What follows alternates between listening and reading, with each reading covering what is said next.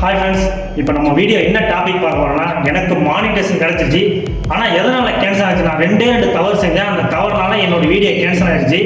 அதை பார்த்தா நம்ம இந்த வீடியோ நம்ம பார்க்க போகிறோம். இந்த வீடியோ வந்து யாருக்கு பயனுள்ளதாக இருக்கும்னா, நம்ம இப்போ யூடியூப்ல வந்து காசு சம்பாதிச்சு ரன் பண்ணிட்டு இருக்காங்களே, அவங்களுக்கு இந்த வீடியோ யூஸ்ஃபுல்லாக இருக்காது.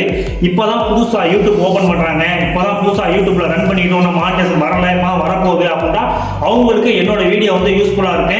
இந்த வீடியோ பார்க்காம நீங்கள் வந்து மானிட்டேஷன் கொடுக்காதீங்க. ஏன்னா நான் அவசரப்பட்டு மானிட்டேஷன் கொடுத்து வந்து இப்போ வந்து எனக்கு மானிட்டேஷன் கிடைக்காம அந்த வீடியோ எல்லாமே கேன்சல் ஆயிடுச்சு.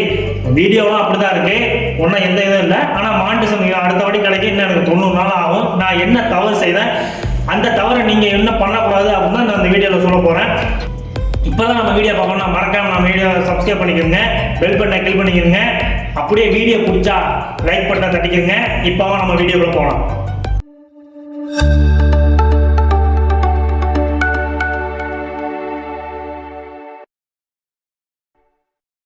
ஃப்ரெண்ட்ஸ், நான் என்ன தவறு செஞ்சேன், எதனால எனக்கு மானிட்டேஷன் கேன்சல் ஆச்சு, அதான் நான் சொல்ல போகிறேன். நல்லா கேட்டுக்கிறேங்க.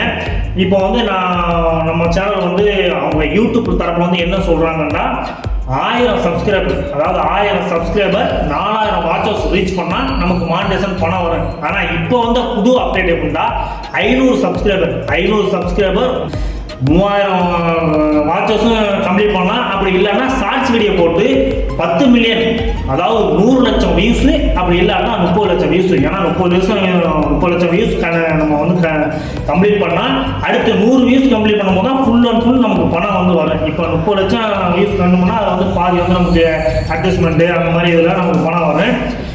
அந்த மாதிரி தான் இது. நான் வந்து 30 லட்சம் வந்து டார்கெட் வந்து பூர்த்தி பண்ணேன். ஆனால் வந்து பூர்த்தி பண்ண எப்படின்னா, அவங்க இதில் தரப்பில் யூடியூப் தரப்பில் நமக்கு வீடியோ ஃபஸ்ட்டு போடும்போது என்ன சொல்லுவாங்கன்னா, அடுத்த ஆள் சாங்கை வந்து, அதாவது நம்ம ஒரு சாங்கை வந்து எடுத்து போடக்கூடாது. சாங் போட்டால் காப்பிரைட் வந்துடும், அதனால் காப்பிரைட் வந்துடும். அதே மாதிரி நம்ம இன்னொரு நாள் வீடியோ, அந்த வீடியோ எடுத்து போட்டால் காப்பிரைட் ஸ்ட்ரைக் வரும். 3 வாட்டி போட்டால் காப்பிரைட் ஸ்ட்ரைக் வந்து நம்ம வீடியோவே கேன்சல் ஆகிடும். இதுதான் யூடியூப் தரப்பு. அதனால் நான் வந்து எல்லாமே என்னுடைய 600 வீடியோ நான் கரெக்டாக தான் போட்டுருந்தேன். அப்படி இன்னும் ஒரு 20 வீடியோ விஜய் வீடியோ, அந்த மாதிரி இந்த வயநாடுல வந்த வெள்ளம், அந்த மாதிரி வீடியோலாம் போட்டேன். அதெல்லாம் போட்டதில் என்னென்னா ஒரு 20 வீடியோ அது மாதிரி போட்டிருப்பேன். அந்த 20 வீடியோ சில வியூஸ் சப்ஸ்கிரைபர் எல்லாம் வந்துச்சு. ஆனால் அது என்ன தப்பு பண்ணிட்டேன்னா, அவங்க என்ன சொன்னாங்கன்னா, ஒரு வீடியோ எடுத்து போட்டால் அவங்களுக்கு காப்பிரைட் வராமல் நீங்கள் போடணும்னாங்க. நம்ம அது மாதிரி தான் போட்டோம். காப்பிரைட் எந்த வீடியோவும் வரல. சாங் இந்த மாதிரி சாங்லாம் எடுத்து போட்டோம், எந்த காப்பிரைட் ஸ்ட்ரைக்கும் வரல.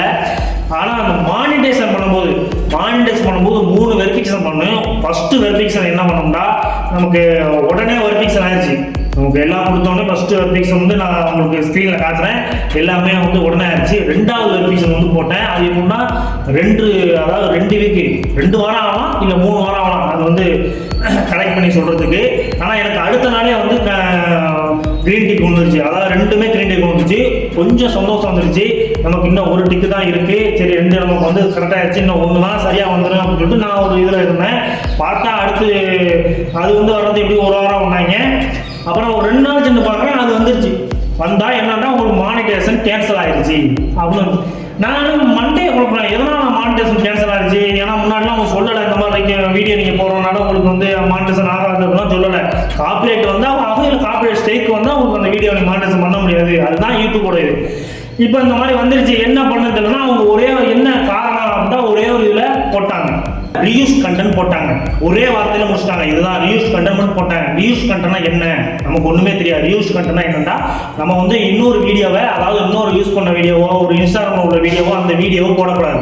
அந்த வீடியோ போட்டால் நம்ம மானிட்டேஷன் நமக்கு ஆகாது.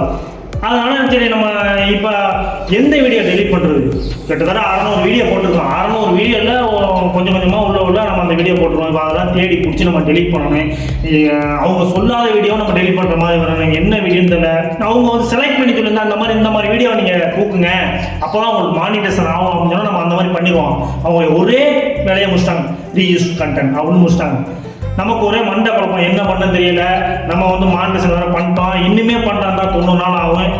ஆனால் ஒன்று, நீங்கள் வந்து அதாவது சில நேரத்தில் யூடியூப்பும் தவறு செய்யும். நீங்கள் வந்து நல்ல வீடியோ போட்டிருக்கீங்க, உங்கள் வீடியோ மட்டும் தான் போட்டிருக்கீங்க, வேறு எந்த வீடியோ போடலை, கரெக்டாக வீடியோலாம் போட்டிருக்கீங்க. அப்படி நீங்கள் வேறு வீடியோவும் போட்டாலும் அதில் வந்து உங்கள் தலையை வந்து ஒரு 30 நிமிஷமாக காட்டணும். நீங்கள் வந்து பேசுகிற மாதிரி காட்டணும், இல்லை உங்கள் முகத்தை காட்டணும். அந்த மாதிரி காட்டினா உங்களுக்கு வந்து ரீல்ஸ் கண்டென்ட் வராது.